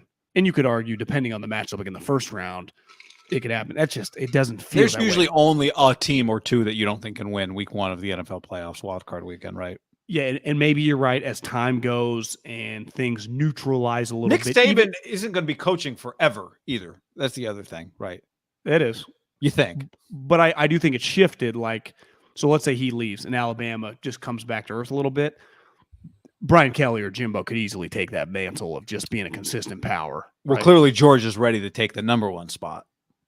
I'd say Georgia is now Alabama 2.0. Like, they're just Alabama's equal. There's just 2 teams now that run college football, those 2. Like, you agree they're dramatically, but like if Ohio State's the 3rd best team, like they're in a different category. It would be a major upset if Alabama and Georgia aren't playing in the title game this year. Well, I think the question with Ohio State is like, is Ryan Day any good? And when I say any good, obviously he's good. I just mean at that level. Like, one thing Kirby's established, like, I'm a big boy, and I plan on being a multiple-time national champion. I think Lincoln Riley, like, we saw him take Stoops to another level. Like, Ryan Day has gone back. That's what I just wonder. Now, you could argue they got a big win, but they were playing a first-time head coach. They barely covered. I mean, they were losing. I only watched bits and pieces because it was far away in the bar I was in. They were losing at one point. Notre Dame is a consistent playoff team, right? Now, they get blown out in the playoff, but historically, they're a pretty good program. Yeah, but that's what I'm saying. So is that the level Ohio State? Like, Urban had them as like, we're competing for natties. Right. Like, it doesn't quite feel like Ohio State took again, incremental step back, which is still better. Every 99% of teams in the country would sign up for that. Like, it gives you a chance to win a championship. I watched a decent amount of Michigan. I wonder if it just took Harbaugh a little bit longer, if they're kind of ready to be like just a more physical, consistent, like be a legit program. I wonder if it's a little closer than people realize moving forward, them in Ohio State. Maybe they're going to start a different quarterback this week. Yeah. My point is he still has to find the quarterback that can really win him championships, right? True. And Jim in big games, in close games, I still don't totally trust. But we're not telling him to beat Kirby or Nick here. We'll just beat Ryan Day again. That's true. That's a good point. Yep. Mario beat Ryan Day. And what's his name in Minnesota? All right, let's get back to what's his name? Minnesota's supposed to be good. I didn't see any of them week 1. They blew him out to PJ Fleck. Oh, by the way, I know you told me you were watching some of this game. I love, for those of you who are listening to this podcast before we get back to the NFL, I just clicked on this game like Sunday. I was just clicking through what are some of the games I missed, and I started watching Iowa, South Dakota State. I have a screenshot up for the stream. Iowa won the game 7-3, but they had 2 safeties. Here's a screenshot. 4 minutes left. It's 2nd and 11 for South Dakota State. Their own 7-yard line. Their quarterback has dropped back into the end zone. The score on the screen says Iowa 5, South Dakota State 3. The quarterback's about to get sacked for another safety. They're going to lose 7-3. And they immediately in the crowd, I don't know, you were watching the game if you saw this, they immediately cut to the guy in the stands holding a t-shirt that says, I cheer for the punter. So that guy came ready for Iowa football. I do wonder if South Dakota State actually sneaky like a power D1 AA right with North Dakota State. Jack they got to Rabbits? be pretty good. I think yeah, Jack Rabbits. Pretty good. Yeah. All right. Trey Lance. Back to him. Week 1, Justin Fields. We've been debating whether or not we want to make this our lock of the week, Niners at 6.5 or 7. And I think the other thing we've been talking about is now that Jimmy Garoppolo is back on the team. Before we talked about Trey's numbers in the context of how good does he have to be for them to win. But there's another layer now, which is how good does he have to be for Jimmy Garoppolo to remain the backup quarterback all year? Because one thing that Jimmy News has done, it has taken what was already a team that was getting talked about by everybody, getting a ton of love. Richard Sherman picked him to win the Super Bowl the other day. I don't know if you saw that. And it only elevated He loves these guys. I know. I mean, he loves them. But he's not the only one who's picking the Niners, right? I know. He's not the only one. I do. I appreciate Richard's bias. Like, he doesn't even feel like a Seahawk. He just fucking loves the 49ers. He doesn't feel like all an these adopted guys. He's like Peyton Manning and the Broncos. Like, I also read, though, that Robert Saleh, they signed a safety from Tampa, and the connection was Richard Sherman calling on behalf of this guy in free agency and telling him, like, hammer in the table for him. It's like Richard's become taking agent a percentage? meets GM meets podcaster, which I always appreciate. I will say this, though, about one thing we know about the young crop of quarterbacks. You knew right away. Like, you saw signs of life year 2. Now, a lot of these guys played. Herbert played. Lamar played half the year. Mahomes only played the 1 year. And I'm not putting him in these guys' category, but I'm just saying Josh Allen, you saw serious Carson Wentz. I remember watching Carson Wentz by year 2. They're like, holy shit, they got something. You could tell year 1, like, the guy was physically talented. By year 2, he was just pretty good. And it's a passing league. That's what's so funny about Iowa. It's never been easier to score in the sport. It's just like Davis High. We ran the wing tee. Think about that 20 years ago. And honestly, a lot of programs no high school program doesn't run, like, beside a tiny percentage, run a passing offense. But I would imagine in high school football 25 years ago, the majority of them were running option stuff, wing tee stuff. College football was probably a little more spread out, but still was run heavy. The sport is just so pass heavy that I'm not expecting him to be Herbert, Lamar, account for 40+ touchdowns by year 2. But I think we have been using numbers that are a little too low. Like, if this guy's going to be pretty good, he got a redshirt year because he can run too. I think the number has to be over 30. And to me, the threshold's about 30. So that, to me, is 23, 24 passing touchdowns and then another 7. And if he's not running for 7, like, I think I'm going to need 26, 27 passing touchdowns. Well, Carson Wentz was 33 touchdowns and 7 picks his second year in the league. Now, it's not a totally fair comparison, right? Because he started 16 games as a rookie, so he played more. Maybe a closer comparison is Goff. Was that McVay's got there? His second year. Yeah, McVay got there. So 17? 17. So I give, obviously McVay takes him to another level, but Trey has Kyle Shanahan. Goff only played 7 games as a rookie. He was 28 touchdowns, 7 picks in 17, 23 years old as the full-time starting quarterback. They went 11-4. Wouldn't you argue? I vividly remember he was one of the bigger revelations of the season, Jared Goff, right? Both those guys felt like hits after their second year in the league. So you're saying that they accounted for well over 50 touchdowns, 2 of them? I mean, hell, 61 touchdowns, right? Not only that year, Wentz led the league in touchdown percentage. 7.5% of his passes were touchdowns. And Goff led the league in imagine this. Goff led the league in yards per completion that year in 2017. 12.9 yards per completion. That's why I kind of like the Lions. How about that? Oh, you're betting on that guy? He's gone down every year since. But I would say you could argue Wentz is a better comparison to Trey, not because they're North Dakota State guys. Jared started as a true freshman at Cal and played 3 years, and that was a lot of football. They weren't good. They only made 1 bowl game, but he played 12 games every year. Played for Sonny. Yeah, threw the ball all the time. Carson, if you remember, had been injured, didn't play as much in college. And like you said, he did get to play his entire rookie year, and it didn't really matter. He just kind of got to screw up. So he had more playing experience in the NFL.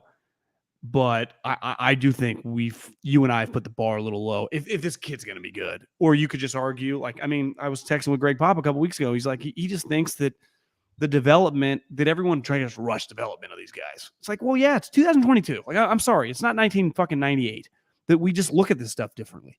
Part is your reps, and you could argue he's a little bit more of an outlier, right? Because 20 years ago, even if he was going to be a top pick from a smaller school, he wouldn't have come out after his redshirt sophomore year. Now, I know that the COVID year, it's not even his fault, right? He would have obviously he would have played his redshirt sophomore year if he could have. The season literally got canceled. But I don't know. I wonder if let's just say he was a prospect closer to Goff and Wentz, so he had played in like 2019, 2018, 2019, like Carson leaves, he takes over instead of the other kid. And he comes out after his redshirt sophomore year, but he has 2 years starting at a smaller school. Is he that much more prepared for the NFL? I don't know. Because I think part of the whole the uncertainty on him, I think, just always gets back to, well, he hasn't played, and it's very, very valid, right? He has not. Because even like Jared Goff, like he hasn't played. No, he's 3-year starter in the Pac-12, and then he's 7 games as a rookie or whatever it was. I mean, that's just 7. That's just not the case with this guy. I think the other thing that not complicates it, but the other thing that we have to consider too is that he does not, both those guys, crazy. It's crazy to think about it now, but both Wentz and Goff were 7 picks that year. If I told you 7 picks for Trey, you'd probably adjust. You'd go, all right, well, 7 picks. Okay. If he throws 24 touchdowns and runs a few in, like that's 7 picks is not what you're banking on, because it feels like if you're going to be a high and low guy, maybe some roller coasters, try and make some spectacular plays, but it's also going to hurt you sometime. That's fine as long as you make the spectacular plays, right? So You're not looking for 17 interceptions, which is what Trevor Lawrence last year was 17 picks, 12 touchdowns, right? That was roller coaster the wrong way, but whatever. He was on the Jags. Expectations on the Jags. It doesn't matter what his numbers were last year. It matters what Trey's numbers are this year, because that one interception, that's 10 instead of 11, or those 24 touchdowns instead of 28, whatever the number is, like, they're going to be trying to be the 1 seed potentially. Are they trying to win this division against the defending Super Bowl champs? How's it going to look for the wild card race? They barely got in last year. Well, let's just use this. Their first 6 games, anything less than 4-2 is a disaster. They get, obviously, this opening game. They're one of the biggest favorites of the weekend. I think actually they might be the biggest number of the weekend. Week 2 against Seattle, which we all think suck coming off a short week. Then they got 2 tough games, Denver, the Rams. I'm pretty sure then you got Carolina, Atlanta. I mean, they're favored in 4 of the 6. Carolina, Atlanta, yep. You agree? Like, if they're 3-3, like we got, especially considering who they play next. Then they play KC, the Rams, the Chargers, the Cardinals. What would you say? Wouldn't you agree? Minimum 4-2. That's the only thing acceptable. Yeah, because 3-3 would mean that you've lost to either Chicago, Seattle, Carolina, or Atlanta. And potentially got swept by the 2 good teams you played, which wouldn't be Denver a and the great Rams. thing. Yeah, Especially 3-3. 3-3 would feel worse the day you lose. Would feel the worst the day you lose that 3, whatever that 3 is. Right, losing to Chicago, Seattle, Carolina, or Atlanta would feel even worse than 3-3 looks. I think that's what would make it bad. Because 3-3, like if you just say teams are 3-3, what happens next? You go whatever. Especially in the NFC this year. But it would feel whatever. Pick whichever game you want. That would feel. Well, I know this. Last year, the worst loss of the year, I thought by far, the way it felt was that Tennessee short week. They were kind of kicking their ass, and then Jimmy threw those 2 of the worst picks ever. And it turns out later his thumb was fucked up, but it just felt like this season's over. That's what it felt like in the moment. And I guess they had some early moments like that. Last year, right? Seattle and Arizona. When you lose games that you're supposed to win and people think you're supposed to win and you're a good team, that week is tough. It becomes negative. And that's why I go on that stretch of games. I think you got to be 4-2. And honestly, 4-2, that means potentially you've either blown a game to a team that you were favored against, or you've lost to the 2 potential playoff teams. The Rams are a playoff team. We'll see on Denver, but at the time, if Denver beats you, it'll feel like they're good. So, like, that would not be good. Like, it's part of that is how, right? That's you've said this for a while about that game. That's a road game, Sunday Night Football. You can lose that game for sure. Sunday Night Football, Trey Lance. But then, like, are you not cool with losing back-to-back games of the Rams? Because that's going to be a big game for the Rams. One thing we know, and we talked about it last year, they had to start 2-0 because remember it was Detroit, Philly, and they did. Yeah. And ultimately, you can say like they had to win at the end, but then they lost 4 straight. You got to bank wins. Yes, that's like true. You got to bank wins. Jimmy was 3-5 last year, says JD on the stream. That's right, and that's why we thought Trey would start against the Bears week 8. Yeah, when they were 3-4. Wait, He wasn't. Were they 3-5? Then they played. I think 2-4. 2-4. They beat the Bears to get to 3-4. Lost to the Cardinals to get to 3-5. But then they beat the Rams, save their season. Right, Monday Night Football. And they beat the Rams to save their season. Yep. Sometimes you gotta save your season. Sometimes, week 7. Sometimes you gotta save your. They saved their season multiple times. That was the night they stayed in the ER and they stayed in the ICU. They didn't get sent home, but they were under observation for the rest of the year. That night saved their life against the Rams.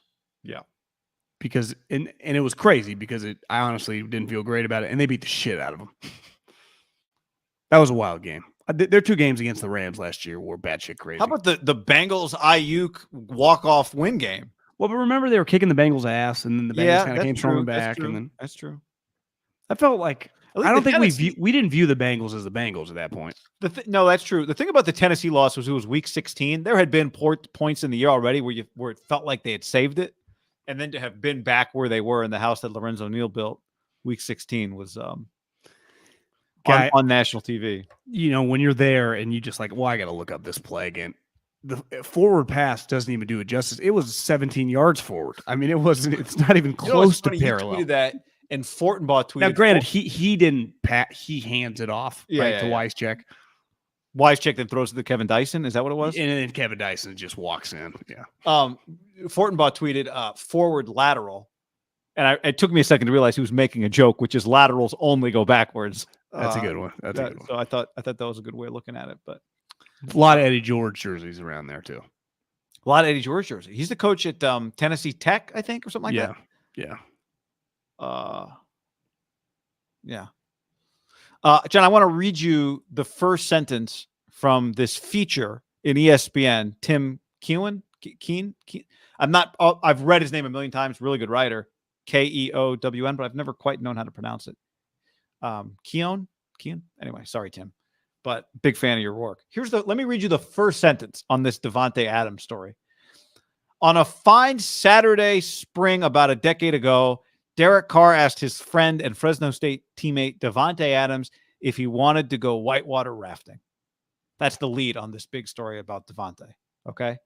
The first sentence on that story is basically Derek Carr and Davante Adams have been friends since Fresno State 10 years ago.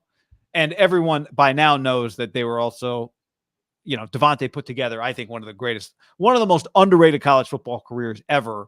Michael Crabtree level production, and Crabtree won back-to-back MIDDLEKAUFF awards. Now, he did it at Fresno State, but I think Davante's career with Derek is one of the it is without opinion, one of the most dominant receiver careers that college football's ever seen in terms of just pure production. So that's how the article starts, which I think, and you were making this point to me before we started the podcast, the conversation with the Raiders starts with that. Derek and Davante together. And there's just this assumption that it will equate to what it's always equated for with Davante, which is all pro level performance. Yeah, I mean, I think they have a lot of pressure on him. And I think it has on Derek more than Davante because Davante is considered a top 10 player in the NFL. Top 10 player. Aaron Rodgers, a top 5 quarterback potentially. I'd argue he is. I know he's got some flaws to the resume, but we've all watched him. He's, all time. I mean, I think he's right in that conversation. Yeah, right. Calls him the best player he's ever played with, So he's an all-time great player. Davante Adams, in the peak of his powers. And now he's going to a guy that's like his best friend and his buddy. I mean, I think they are one of this tandem that everyone is just really, really fascinated to watch. Like the tandem of it, given the hype of the connection. Like last year when Stafford got there, obviously him and Cooper Kupp had a historic season, but it never felt like they're a tandem, right? Like Cooper Kupp gets his individual credit and Stafford gets his individual credit. I feel like this one, it's weird because Davante's the star of the team. Davante's the best player the Raiders have had beside Khalil Mack over the last 2 decades. I don't count Randy Moss because he wasn't good for the Raiders, right? And we'll see. I mean, I'm expecting Davante to still be sweet. Like we saw Khalil. Khalil's the best player the Raiders have had over 2 decades. I expect Davante to be that level, but in a weird way, it's going to be like this connection between the two. And I'm not claiming these guys are Young and Rice or Montana and Rice, but you know how those guys are just synonymous? Or like, I'd say like Brady and Gronk, or Like it's going to be those two talked about. Right. But in a weird way, like I already know Davante is like a Hall of Fame level player. And no one would argue that. Like if you just ask Richard Sherman, is Davante a Hall of Fame level player? He'd say yes. If you just ask like Bill Belichick or coaches that have coached against him, like how good Davante Adams, they'd all fucking wax poetic. Obviously, Derek is not that. But they're going to be connected at the hip here. They just are. And it's just going to be talked about nonsense. It's going to be the number one. I mean, a lot about Josh and stuff, but it's just those two guys. You know how broadcasts work. Like, it's just they're going to hammer the shit out of that. And rightfully, they should. Because like you said, they were historic. If you watched it live, honestly, they were so good. I think people nitpicked it like it can't be this easy in the pros, right? These guys, like this guy can't, look at who they're doing it against. And it turns out, right, they both got drafted the same year, turned out to be two of the better picks in their draft. Like if you could redo, they're both going top 5. I mean, Derek plays quarterback. Him, Khalil, Davante, like ironically, Raiders got 2 of them. But like, it's just, they were that good. And I think when we look back, like, why did Davante Adams go at the end? Well, part of it was his speed, and Derek go in the second round. Derek might have been the name, but it was because it was like, it couldn't have been as easy as what they did against the Mountain West. They were in the Mountain West. Yeah, Mountain West. Right? I mean, that was the big question. Like, it's these guys, they're just throwing it up, kicking everyone's ass. And then Davante's kicked more ass. Davante's gotten better since then, too. Davante's gotten way better. He's gotten a lot better. I also think they've put the target on their own back, which is fine. I don't think players or coaches or like I have no problem with people raising the expectations on themselves, but it just creates a world where you have to back it up, right? So there've been a lot of the stories. Tim Kewen, thank you, is the pronunciation. Get that right on the writer on ESPN.com. There's not a lot of stories like this. Like this is what everybody wanted. This is what we've been working for. Once we can get back together again, Derek and Davante, it'll go back to the way it always was. And I think they've put definitely Derek has they've put the target on the back by saying, I was chasing this guy. I wanted to go get him, all that stuff, which again, I'll repeat, I have no issue with, but it just does create more pressure, more attention, which sometimes players need to do that. Like creating a little more pressure, a little more urgency creates a world where they have to be more locked in. The other part of this is Aaron, because now Aaron's got a team where he doesn't have a Davante. How does Aaron look? Does Aaron look really good? Because if Aaron looks good, like are Davante and Aaron struggling apart from each other? Is Davante playing really well? And Aaron's, there are still stories. In fairness to Aaron, he's been great without Davante. 100%. He has been. And they even with Davante on the team, but Davante hurt, have played really well. Like somebody crunched those. Aren't they like 7-1 or something? Yeah, it was weird. It was bizarre. So you're right. Aaron has the long resume. There's no Aaron is playing like a Hall of Famer. Aaron just is a Hall of Famer. Davante's playing like a Hall of Famer, right? Davante's not in the Hall of Fame today, is he? Probably not. No, probably not. But maybe. I mean, but how old is the guy? 28. I mean, yeah, so he's got a long career left. Yeah. But I think that they have elevated it a little bit because so many people are aware of the fact that turns 30. I mean, that first game they play, it's going to be nothing. It's going to be, hey, let's go into the time machine, look back at Derek and Davante at Fresno State, and they've leaned into it. Isn't part of the hype too on these two guys?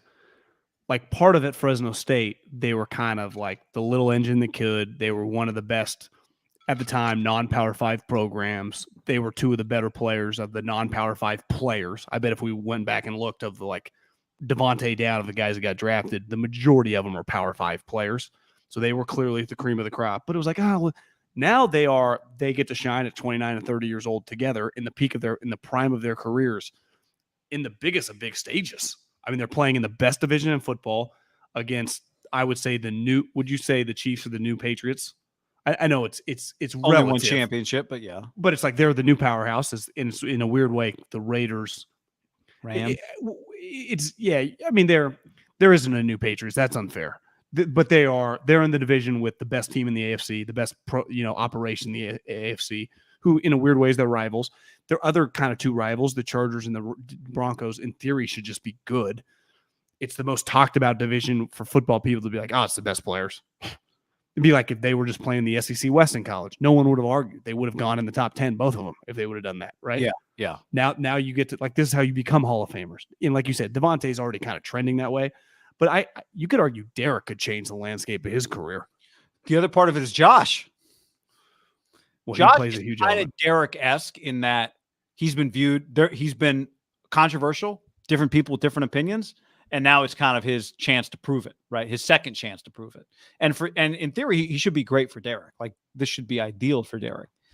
And that elevates kind of the attention on them as well. Well, he's seen it all, right? I mean, he has a lot of experience. I mean, a lot of experience calling plays in the magnitude of the games he's called plays in are some of the biggest in the history of the league, right? Yeah. I mean, literally several Super Bowls, but just the For- Patriots played in games that just mattered more than 99% of other games. And he worked for Bill, which also, I think adds to his rep in a positive way. And worked hand in hand with, arguably one of the greatest athletes of all time. Yeah. The great score. John, look at these real quick. Davante, can you see this? 2 years at Fresno State. Because he redshirted.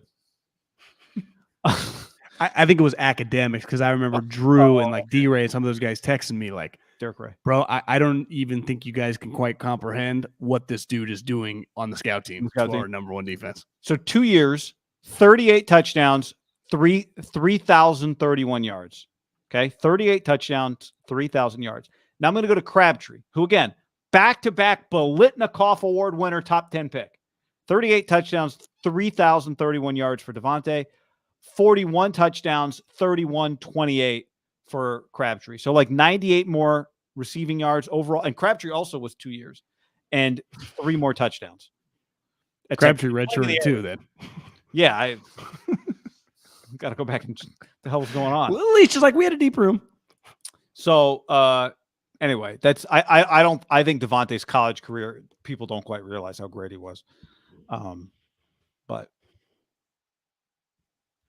everybody's in on the Fresno State hype for those two. God, that is. I'm just looking back. You know that they had a Danny Amendola also was in that wide receiver. That's a pretty good little Crabtree, Danny Amendola. One on the outside, one on the inside. 07? Texas Tech. Yeah, Danny Amendola was an 08. What one was Crabtree's last year? 07, 08. Yeah, he got drafted in 08, so maybe they just played together in 07. They played together in 07. Oh, God. Crabtree had 134 catches. Danny Amendola had 109. Eric Morris had 75. That's the guy that's the offensive coordinator at Washington State now. Eric Morris is the dude that coached that guy at Incarnate Word. Yeah. And he worked for Kingsbury as like a young coach with Mahomes. Yeah. Makes sense because he worked. Kingsbury was young then. Kingsbury was on that staff, but Leach was the head coach. So Eric Morris, I mean, that guy's probably 33 to 35. Yeah, maybe well, Amendola and Crabtree were both like 36, 37. Yeah, so. he might be closer to that. I think he's older than Crabtree. But anyway. But yeah, because Crabtree was 20, so he might have been a senior or whatever. I got you. So this guy, Eric Morris, might be like 38, 39 years old. But he is an air raid guy. And people think highly of Eric Morris. Well, he's been in the ecosystem. Yeah, I mean, he was there with Lincoln. He was there. Lincoln has a younger brother. Was Lincoln Riley the wide receiver coach on this squad? He might have been receiver coach. Lincoln was asked to move to the coaching staff. So was Lane Kiffin. Lincoln was he was the wide receiver coach. So he just moved immediately to the staff. In 07 through 09, basically. So 07. So he was on the team in 06 and then coached Crabtree in 07. Yeah, well, no, you're a little ahead. Lincoln's a little older than those guys. Lincoln was quarterback in like 02, and then they booted. I just think so. He might have been a GA or something on that staff for a few. Yeah, they called him an SA, which I would imagine is student assistant, aka former player, gotcha, 03 to 05. I'd say, looking back, that Lincoln listening to Mike Leach on that advice to make that transition worked out pretty well for him, don't you? Yeah, I think that was a good move. Pretty good. Got some people are talking about New Mexico State in the chat. I don't have time to pull the thread on that one and undo it. I gotta go. I was saying, you want to tell the people about Indeed? Do I? Let's tell them, John. Indeed.com/ham. Indeed.com/ham. ham. Right now, you need to hire. You need Indeed.com/ham. Start hiring right now. Yep. Hate waiting. Indeed's U.S. data shows over 80% of Indeed employees find quality candidates whose resume on Indeed matches their job description. The moment they sponsor a job, find top talent fast with Indeed's suite of powerful hiring tools like Indeed Instant Match assessments and virtual interviews. Think about that guy. You're looking for future talent, which is not easy to find. And especially right now in this job market, you just go to Indeed, and that's where the people are. You sponsor posts, you find the exact type stuff you're looking for them, and then you interview them virtually. So it doesn't even matter where they are. Boom. On Indeed, you're talking to them. Yep. Indeed knows you're doing everything for your company. You can't afford to overspend on hiring. So visit Indeed.com/ham to start hiring now. Go to Indeed.com/ham. That's Indeed.com/ham. Join over 3 million businesses worldwide who use Indeed to hire great talent fast. Terms and conditions apply. Cost per application pricing not available for everyone. Need to hire. You need Indeed. I actually ran into a couple people in the elevator from Fresno because I heard them. They were like looking at their watch, and we're on the long elevator ride, and the guy's like, "It's Fresno time, so you gotta add 2 hours." And I was like, "You guys are from Fresno?" They're like, "Oh, Fresno State, go Dogs!" We did go Dogs.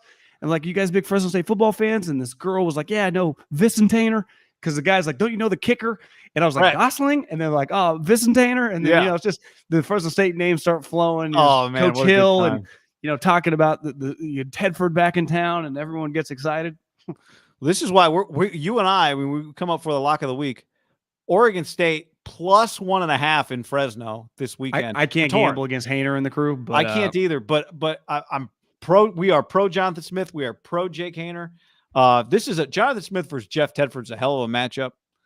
But yeah, man, I'm excited for that game. What time is that game? Yeah, it's late. It's like the CBS Sports kickoff, 7:30 at night. Yeah, 7:30, 10:30 Eastern. I'm not gonna lie, I would have loved that game at like 5, but I get it. National television. Yeah, your 4:30 game is SC Stanford. Is Stanford any good? Has Stanford played? Yeah, they played Colgate. Oh, they kicked the shit out of them, or yeah. Kentucky, Florida is your 4:00 ESPN game. That's not terrible. I mean, is the marquee game on paper Texas, Alabama? Well, which paper? Well, do you know what time that game? It's 20.5 point. Do you know what time that game kicks off? Yeah, it's big noon. Think how crazy that is. Don't you think? What crazy in what way? Well, was Ohio State? Did we say that Ohio State and Notre Dame was the number 1 pick in the whole draft? I mean, we just said we thought it might be. I said it might be the highest rated game of the year, but maybe not. But I'm saying, how did Fox get a hold of Alabama? Because they have the rights to Texas. Because it's a road game. It's a true road game. Big 12. Which is Saban. It's the only one Saban's played in 17 years. I think he's played like 3, and 2 of them were years 1 and 2 or something. Yeah. Yeah. Okay. So it makes sense. They have the rights to Texas and Oklahoma and stuff. So it's an easy one. Right. They would get it. If it was Oklahoma hosting fucking LSU, they would get the game. Right. Okay. The same way, like any of these games you watch, it's funny because you watch, it'll be like, you're watching the SEC on ESPN, right? Or it's like the Florida-Utah game was that. That was the SEC on ESPN. Well, how's it like ESPN? So back-to-back, like Florida State and Clemson and Georgia Tech, they have rights to the ACC. ACC, yeah. So, yeah. Everyone's shitting on Brian Kelly like he's a village idiot. Like, people realize Ed Orgeron got run out of town because that place was a shit show. It just shows you in the South. Like, I saw a headline today from, like, Rivals. Brian Kelly, already dismissive in his post-game press conference, doesn't get the pressures of the SEC. It's just a different world down there, man. I mean, no one believes they should ever suck. Like, no one believes they should ever go 7-5. Ever. Now, the way they lost, I mean, you could argue. I understand people being pissed. What a mess. Nobody deserved to win, but we're happy for our guy, Derek Ray at Florida State. App State at A&M. App State, not only did they almost beat North Carolina, they were like, they might have been favored, because I texted Daniel Jeremiah. I'm like, how are you guys favored against North Carolina? He's like, we're good. Well, guy, how do they host the game? I don't know. Why would you play that game? You know the craziest thing I've ever seen? I was walking by a bar and I look up. It's Old Dominion, Virginia Tech. At ODU. How Insane. That makes no sense. that athletic director, he should be relieved of his duties. It's crazy. And guy, they lost. I know. How do you do that game? It makes no sense. I get the App State is now like a Division I. That's like Fresno State or something, right? Yeah. I mean, they're better. Would you say App State might be the best non-Power 5 program in the country? I mean, I haven't been really paying attention to them for a while, but scored 40 points in the fourth quarter. Tennessee Pitt, that's a good game, potentially. Tennessee's good. Tennessee's good. Wisconsin, Washington State's interesting. You think Washington State has a chance in that game? To win? Not based on what I saw week 1. They didn't look good. You know what? Their defense looked good. They played Idaho. Who the hell knows? But their quarterback, they need to be better. They were only like 63% completion against Idaho. Not good enough. How many touchdowns did he throw? I don't know, maybe 3. So you're selling? No, I'm not selling. I just didn't think their offense took the game seriously, so I don't really know what to make of them. I hope that's what it was.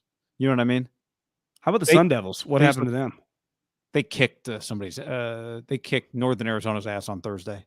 Did they play someone real this year or this week? They play Mississippi State this week. Oh, that's why. No. Sorry. Arizona plays Mississippi State. Arizona State plays Oklahoma State. At Oklahoma State. Well, that's a pretty good game. Yeah. I don't know. So I saw Leach talking about a quarterback. So Leach, who does Leach play? Leach plays Jed Fish in Arizona. And Jed Fish's Arizona quarterback is the kid from Washington State that Leach recruited, right? Right. Jaden DeLora. Okay, how about Arizona? Maybe not bad. I think they're not. Yeah, I think they're not bad. But we'll see. I mean, San Diego State, who knows?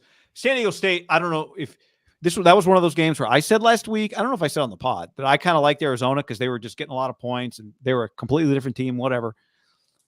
I don't know if you've had this experience where you bet a game and then the person you're betting against, their team takes the field and you immediately feel something.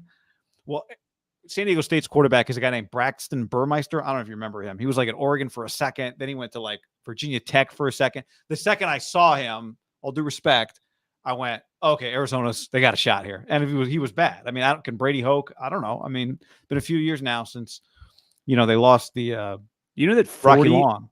How many Division I teams are there? 128? I know they do home and homes, but why would they agree to it? Yeah, 130. He was talking about Old Dominion and Pitt. Because you never do a fucking home and home with Old Dominion. You do a home and home with like Michigan. Were they in some position where they were just like, they were stuck? They needed a home game. They had them over the barrel. I don't know. Yeah, to me, it seems it's just unprecedented. I've never seen that with my own eyes. Like Virginia Tech's still in the ACC, correct? They didn't get booted to like some little conference. So that's unheard of. That is unheard of. What was I just about to say? I lost my train of thought. You said, I interrupted you. Yeah, I don't know. We were talking about Arizona, Braxton Burmeister, Rocky Long. Oh, you said 128. Oh, yeah, like Division 130, something like that. 40 of the starting quarterbacks this weekend, or the last 2 weekends, I guess some teams, that have all played now, 40 of them transferred in 2022. I think it's higher than that. Well, 60 transfers in the last 2 years are starting. Maybe it's 70. But just dude this, on the athletic. I'm talking. Gotcha. The starting quarterbacks for the 130 teams, 40 of them literally changed schools this year. And you start thinking like a ton of them just come to the top of mind. You're like, wow. This guy, Pac-12 had 7. I think they lead the league. I mean, they lead the nation. Well, like Cam Rising counts as a transfer, but most of them are transfers this year. Let me think. USC transfer this year. Arizona transfer this year. ASU transfer this year. UCLA, no. Colorado, no. Utah, no. Washington State, yes. Washington, yes. Stanford, no. Cal, yes. Oregon, yes. Oregon State, no. So was that 7? But it's like they're just, you just watch all these games like they are not alone. I saw Daniels, all the Lanes guy, Pitt's guy, Pitt versus where's Spencer Rattler? Where's he's at? South Carolina. The 40, I think it's 48.5%. 48.5% of the Power 5, so that's 60 teams, have transfer quarterbacks. Now, that's not this year, but like half, 48.5%. Have guys that they didn't recruit out of high school. Yeah. And I would guess a lot of them are transfers to your point, within the last couple of years. I enjoy transfers at quarterback. I think it's great. I think it's great all the way around. Yeah, I love it at quarterback, though, the most. Like, because guard, I don't even care. I think it just helps teams, though, get good, like, faster. You know what I mean? So in that standpoint, like Arizona's leading receiver, transfer. in that game against San Diego State. Well, what would you bet that Jeff Tedford starting quarterback is a Power 5 transfer next year? It feels like he'll be all over that for his quarterback. Like everything. Because why wouldn't you go there, right? Well, yeah, that's part of it too, opportunity. But I mean, you want to play for Jeff Tedford. Jake Hander's going to have a great year. That's true. Go Dogs. But go Oregon State. I kind of actually want them to make a run. I know they're fun. They 8 explosive plays in the pass game against Boise State last week. 60% chance of rain in Chicago on Sunday. Not sure you can make Niners lock of the week. Weird weather. You'd never know on the chat. Field's not great either. It gets very loose. Remember last year, Justin Fields? Oh, the field. Yeah. The field's bad. Historically terrible field. You see that Bosa? Did you read his part with talking to Breer? Where he kind of went off? I saw that he wrote about the Bosas, but no. Joey kind of wrote that he looks up to Nick. Like how he's like, just how serious Nick is. And Joey's like, I'm kind of a meathead. Nick is like pretty locked and loaded. Honestly, it just makes like Nick feel like a really high level guy. But then Nick goes on to talk to Breer when he came through and was just talking a lot of shit about the turf. And maybe like the Niners guys have told him, because he used this, I didn't know this, that every team in the EPL or like high level soccer has to do grass. And he's like, why are we still doing turf? And then I had a guy, a kid, who's like in litigation law, like a young guy who graduated law school and went to it. He's like, well, what do you think about this theory? That if the Giants and the Jets give in and change, that they'll be subject to lawsuits. It's why a lot of companies just hold firm, because the moment you change, like, see, they changed because they knew they were wrong. It's like you just kind of hopefully it goes away or whatever. I was like, I don't know about that. I mean, what Nick Bosa's going to sue the Giants? Like, I don't even know if that's possible with contracts, but I do like, the grass in Chicago is just bad. Like, not all grass is the same. I mean, the grass with the 49ers was bad. Now, maybe you could argue that turf specifically is horrendous. Like, I think you could argue that turf feels like for major college and pro, it's considered the worst turf in the country. Yeah, I know a guy, you know him too, who a couple years ago, and I've been talking to him for a couple years now since, who works for a turf company, one of the major turf companies. And he is adamant that the NFL fields are lower, that the NFL teams by and large install a lower quality field than you get on most college or high school fields, that the high school and college teams that use these artificial surfaces generally install a higher tier of product, spend more money, but a higher tier of product than most of the NFL artificial surfaces. He believes the NFL teams spend more money but get a shittier. That the NFL teams spend less money on their field. They buy the shittier field than the college and high school teams that put in artificial turf. That those institutions put in more expensive turf. I would somewhat get it if it was like, I wouldn't get it because that's your product and especially if that's your home field, you don't want your own guys getting hurt. But if it was like the difference between 100 million and 10 million or something, but isn't it like 800,000, yeah, 500,000? We're talking about less than $1 million. Because I remember when Fresno State got it, it was like, can they raise 230 grand? It's like, what the fuck are these? Are line items? Can't you amortize the expense and the write-off? It's like, what are you even talking about? If the Giants and Jets literally went cheap, like if they were doing that for a saving money mechanism, costs. Couldn't you imagine you give it to the city a little bit too? Like split it 3 ways, I would imagine. Jay Daddy says Reggie Bush sued St. Louis. That was for the amount of space on the sideline? Is that what that was? Yeah, that wasn't the turf because remember he slipped on the concrete. Yeah, but he did. I mean, that's a good example. He did sue. I mean, did he win? Settle? How many lawsuits does St. Louis have? Didn't he like slip into the stands or something? Yeah.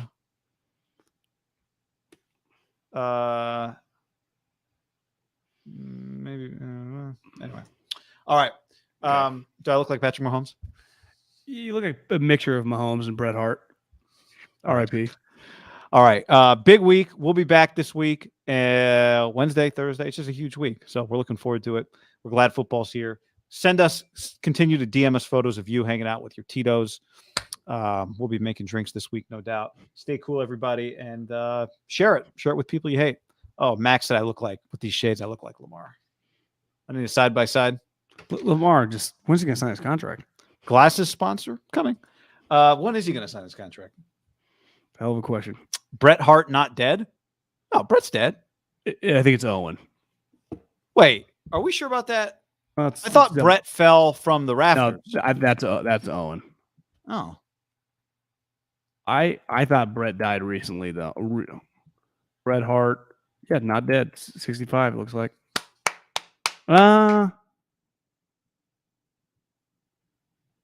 Yeah, alive. Been married 3 times. Attaboy. Okay. All right. Adios. Thanks for taking everybody. Later.